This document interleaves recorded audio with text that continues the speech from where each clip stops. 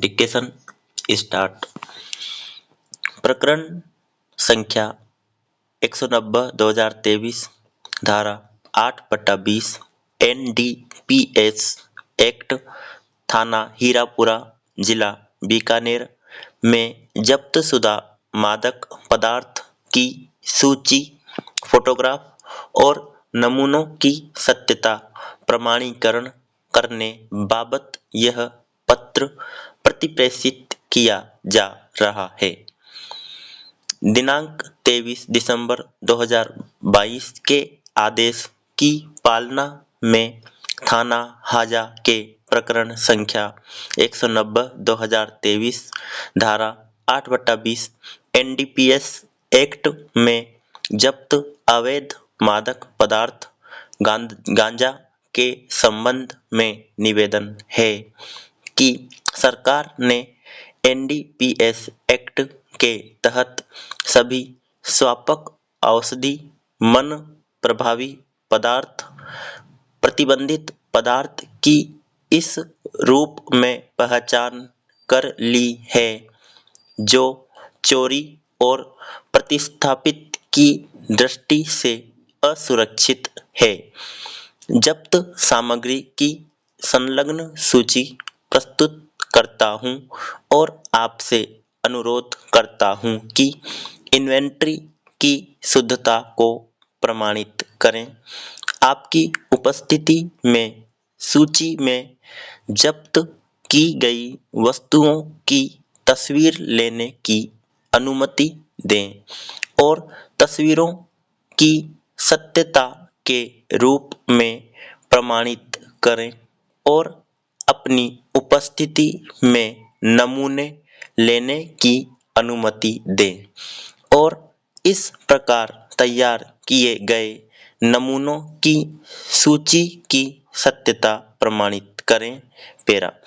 NDPS act 1985 की धारा 52 क की उपधारा 3 के तहत अनुमानित किया जाए ताकि जब्त किए गए मादक पदार्थ गांजा का तत्पश्चात उक्त अधिनियम की धारा 52 क की उपधारा 1 के अनुसार धारा 52 क की उपधारा 4 के अनुसार इसका अविलंब निस्तारण किया जा सके और इसका प्रमाण पत्र तस्वीरों और नमूनों की प्राथमिक साक्ष्य के रूप में अपने पास रखा जा सके। पैरा आया वादी विक्रय इकरारनामा दिनांक 3/7/1996 द्वारा आराजी खसरा नंबर 77 रकबा 5 बीघा 4 बिस्वा जिसका वर्तमान रकबा नंबर 196 रकबा 0.81 हेक्टेयर ग्राम चंद्रपुरा तहसील रामगढ़ का विक्रय पत्र निष्पादित कर उक्त आराजी की रजिस्ट्री वादी के पक्ष में करवाई जाने की विशिष्ट अनुपालना करवाए जाने का हकदार है। आया वादी उक्त आराजी पर काबिज होकर इस आशय की स्थायी निषेधाज्ञा प्राप्त करने का अधिकारी है कि प्रतिवादी उक्त आराजी का अन्य को बेचान न करे और वादी के कब्जे किसी प्रकार की बाधा कारित न करे। आया प्रतिवादी द्वारा विक्रय पत्र निष्पादित कराकर रजिस्ट्री नहीं करवाने की स्थिति में न्यायालय द्वारा वादी के पक्ष में विक्रय पत्र तहरीर की जाकर पंजीकृत की जावे। पैरा न्यायालय तथा उपखंड न्यायालय में प्रस्तुत किए गए दावों की प्रकृति एवं अनुतोष भिन्न भिन्न हैं तथा प्रतिवादीगण ने अधिवक्ता ने जो उज्र उठाए हैं उनके संबंध में विवाद्यक विरचित कर फैसला किया जाना चाहिए। आगे उनका तर्क है कि विवादग्रस्त आराजी के संबंध में एसडीओ में विनोद कुमार वगैरह बनाम सत्यप्रकाश वगैरह का जो वाद प्रस्तुत है उसमें वादीगण ने विवादित पुश्तैनी कृषि आराजी पर अभिधारी के हैसियत से खातेदारी अधिकारों की घोषणा प्राप्त करने एवं बंटवारा कराने हेतु स्थायी निषेधाज्ञा से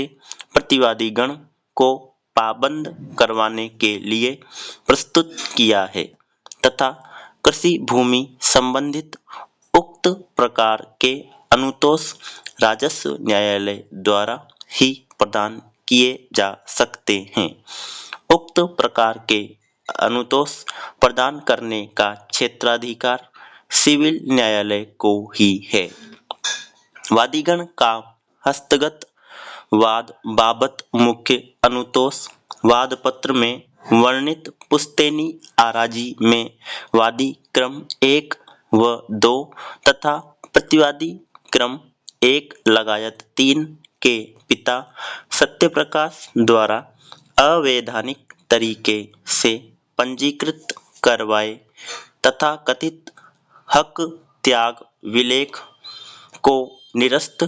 करवाना चाहा है जिसका एकमात्र अधिकार सिविल न्यायालय को है। पेरा इस कार्यालय के आदेश क्रमांक 3860 दिनांक 4/7/2016 के नीलामी प्रक्रिया के निर्दिष्टीकरण के आदेश का अनुमोदन किया गया एवं दिनांक 13/4/2011 की पालना प्रक्रिया में शामिल अधिकतम बोली दाता श्री मनीष कुमार को नीलामी बोली की राशि लौटाने का अनुमोदन किया गया है। इस प्रकार उनके द्वारा दिनांक 11 नवंबर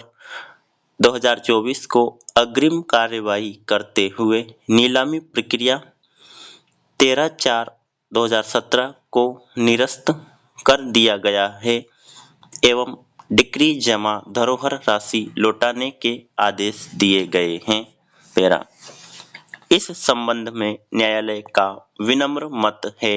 कि इकरारनामा निष्पादित किए जाने के समय यह भूमि रहन मुक्त थी और उसका विक्रय किया गया है और वादी अपने वाद का मास्टर ऑफ सूट होता है। वह जिस व्यक्ति से जो अनुतोष चाहता है वह उसको पक्षकार बना सकता है। हस्तगत प्रकरण में बैंक आवश्यक पक्षकार प्रतीत नहीं होता है। स्टॉप।